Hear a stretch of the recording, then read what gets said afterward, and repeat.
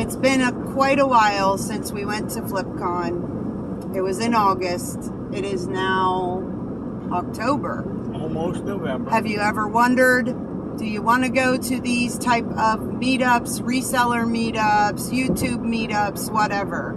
Well, in this video, there's portions of an hour plus session at FlipCon, but first what we want to do is just discuss, is it worth it? I think it is worth it. You meet a lot of great people, you get a lot of ideas, you actually, I think you get like kind of lit, you know, like you want to go back and you want to kill it and work your business and do new things, different things that you learn from other people that are there. So I think it definitely is worth the investment. The networking is awesome. Yes. Yeah. The content you receive from these things that we've been to have been really good. Yes. Would you say there's negatives though? There are some negatives. What would be your list of negatives?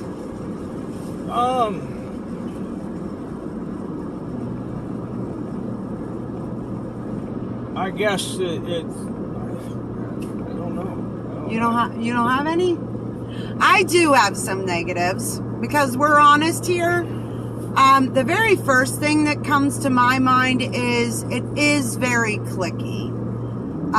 No matter what we've gone to, and we've gone to Amazon ones, we've gone to other reseller meetups and different things, and every single time you know who is friends on YouTube, outside of YouTube. It's very, that's the one thing I would say that I'm very, it's hard, you know, and I seem like I'm really outgoing, but when I go to these things, I'm so scared to go and try and get in there and fit in, where there's other people that will literally just go into a group and, you know, take over or be a part of it or whatever. But I would say that's the biggest negative. But they're enjoyable. They're worth it. You know, you do meet new people. You do get to learn different things. And guys, just watch this little session. There is some other ones, but there's motivation, networking. I forget what some of the other ones are, but we'll be putting some out the next couple of days. Little pieces and parts of FlipCon 2022. Yeah, you're going to get value out of whatever you go to. No matter what. It just depends how much value you get out of it. And there's some of that is how much effort you put into getting that value. Yeah, and there's been some, though, that we've been disappointed. We didn't learn what we thought we were going to learn. And it's not FlipCon 2022, but there's other ones. We've been to a lot in the last year. It depends what perception you have going into it and what you can get out of it. Yep. All right, enjoy. With our motivational panel, first thing in the morning.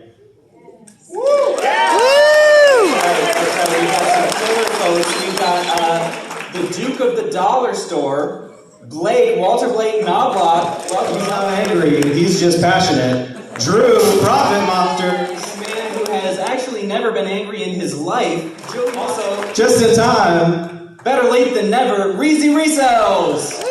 What motivates you? And that's like the Josh way of saying, like, you big dummy, figure it out. I've got more things to deal with. Kind of like the big motivating aspect, I think, is making sure that. Well, Josh said he had to set a timer for me, so I need to make sure that he starts that, because everybody knows that. So for me, I'm married. I've been married to my wife for 10 years, and we have 2 beautiful children, and I'm the type of person that I will always do whatever it takes to provide. But my passion kind of stems from like figuring out my purpose. And, you know, a lot of my purpose is I've always wanted to help other people. I've always wanted to do something that motivates other people or encourages other people to kind of believe in themselves and find what they are good at within reselling specifically now. And so, you know, for me, I would say like figuring out my why has really helped me in getting passionate and motivated. If you guys have never heard our Triple Threat podcast, that's how all of it goes. It's just Drew for like 50 minutes, and then Joey is always just quietly listening, but Joey is literally one of the most positive people you'll probably ever meet in your life. And I'm just so excited to have you guys here. So, Joey, take it away. I don't know why I am, because I go live every single Monday night when I'm aware here. But just seriously, thank you everyone for being here. My name's Joey. I go by Joey Bada Bing 22, your local mailman. Hey yo! I just love eBay. eBay changed my life. I'm just telling you, like, you have no idea where I've come from. Like, why am I picking up packages? It doesn't make sense. So I had the courage to knock on the door, and I knocked on that door, and I was like, "Hi, I'm your mailman." And they're like, "Okay." I'm like, "Look, I pick up your packages for the last like 6 months. Like, what are you doing?" She's like, "I sell on eBay." And I'm like, "What is eBay?" Let's get a big let's go, Joey. Let's go, baby! My real name is Mike. I found out a lot of people don't know that, so hi, I'm Mike. My last name's Resendez, so I always went by Reezy. And so when I started reselling, I was like, Reezy resells. Okay. Going forward from there, we just hustled our ass off as hard as we could. And shortly after that, my wife was able to, like when I hired my first friend to start helping, my wife was able to retire. So my wife hasn't worked for, hasn't worked. She's a stay-at-home mom and homeschool, so that's the hardest job ever. So she definitely works. I didn't mean to say that, but I always had to work for other people, and I never wanted to work for anybody. So that's kind of my motivation in reselling is just, I want to do what I want to do. I want to take care of my family. I know there's a world of opportunity. So I love that all four of you hit on, again, the why. I think when it comes to motivation, like seeking motivation in your business, the easiest thing to do is just think about why you're doing it. Are you trying to get out of debt? Are you trying to provide for your family? Are you trying to pay off your Tesla? Are you trying to change your entire family generation? I love the story of anybody who comes from, the thing about Blake is that he doesn't really put emotion into the situation. Like, he does something, and if it makes money, he keeps doing it. And if it doesn't make money, he moves on. Blake, what's something some business you were really passionate about and it just didn't work out? How did you get past that realization that it didn't work out and be motivated to move on to the next venture? There have been a few of those. The biggest, I think it's really important to talk about your failures because that's how I learned is from making mistakes. I was like, dude, we need to drive up and meet Harry Tornado. And he's like, who are you? And literally, like one day after, he's like, dude, what's your phone number? I'm like, dude, we just met. I was like, drive up to my house. It's like 3 hours. My point is the accountability of like Joey called me like, yo, what up, my boy? How many listings did you get done today? How are your sales doing? And then on a day like what Josh was saying, like if you're sad that your sales are slow or something like that, he's like, it's okay, man, you got this. Just get back in there, do some more listings, take some more pictures. And then on days he's feeling that, I do that for him. And it's kind of like, husband and a wife. Like on your good days, you build that person up. On their good days, they build you up. And that's what makes, marriage such a great team. I just wanted to add too about accountability partners. That is super huge because it's so easy to lie to ourselves, right? Like if you say you're going to do something in your head and then you don't do it, nobody knows you didn't do it. So, but if you tell Joey you're going to do it, he's going to call you in the morning and say, did you do it? Your best lesson learned as you started scaling your business? Well, there's also a scaling panel, so they'll probably be able to answer that better than us. But should I go first?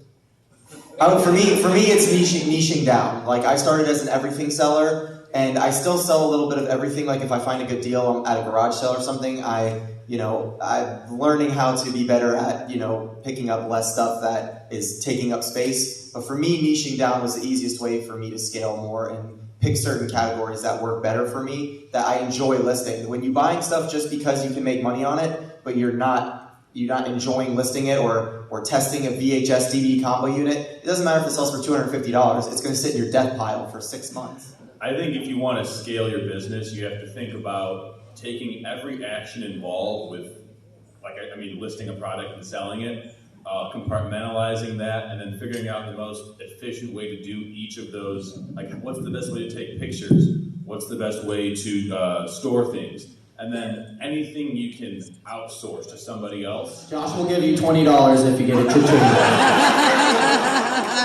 Kevin will also autograph a picture for you. I just made that up, sorry. And Dean, you look a lot shorter in your videos. Thank you. Not so fast. Someone take a picture. I'm like Melinda. I think it was a little bit short. This is crazy. I feel like I'm in you take a picture from a science book or something. The extremes of the human physique. Hello. No BS. Yesterday we were boarding a flight. A full-grown woman was in front of me, and she was literally this little. And I'm just looking. I'm like, I could pick you up. Anyways, good morning.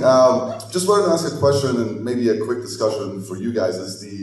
How do you help someone that may have all the skill sets of growing a business but lacks the motivation, and on the other hand has maybe all the energy and motivation but lacks the skill set? And what advice would you give that kind of person? At least for me, it's being around other people that are motivated. It doesn't have to be in the same niche at all. It's whatever. If it's watching, Kobe Bryant clips or like whatever it is, I'm not a swimmer, but like when Michael Phelps was killing it in the Olympics, I would like channel that energy and just be like, all right, about to go Phelps. I want to say though, if you don't have this, if you're trying to teach someone who doesn't have the skill set, what's kind of like hidden in that problem is most people who don't have a skill set and aren't going to learn it are not learning because they're incapable, because they're scared of failing. AKA Body Pal. How you doing? I want to talk about a topic, a motivational team. I want to talk about a topic I think probably all of us have gone through in life, but this stays specific to eBay, and that's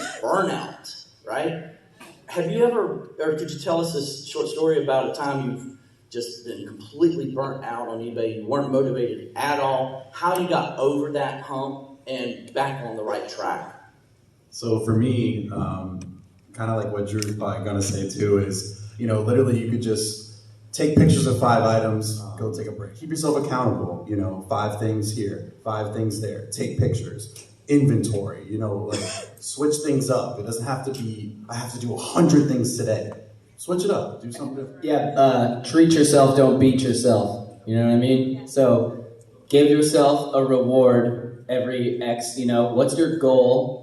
Did you hit it? Maybe you didn't hit the goal, but you got 80%. That's still, apply. How do you guys go about doing research for some of these items? Because, I know that there's various ways, obviously, checking for comps. But sometimes I'll get some things that I know I need to research, and I'm just like, I'll do it later. And then I have a whole lot of do it later because I don't know where to begin with that. And we're kind of new at reselling. We've only started in May. So we're just trying to get as much advice as possible. You know about reverse image search yet? Do you know about Google Lens and stuff? Yes, we've tried Google Lens and doing the comps, but I'm just wondering if there's any different ways that you guys go about researching. Everything has like a model number, definitely Google Lens is a very good source that I use, because if I don't know what it is, like an emblem or something like that, I just look it up on I think you have to ask yourself, why aren't you researching it? Why aren't you listing it? What are you worried about?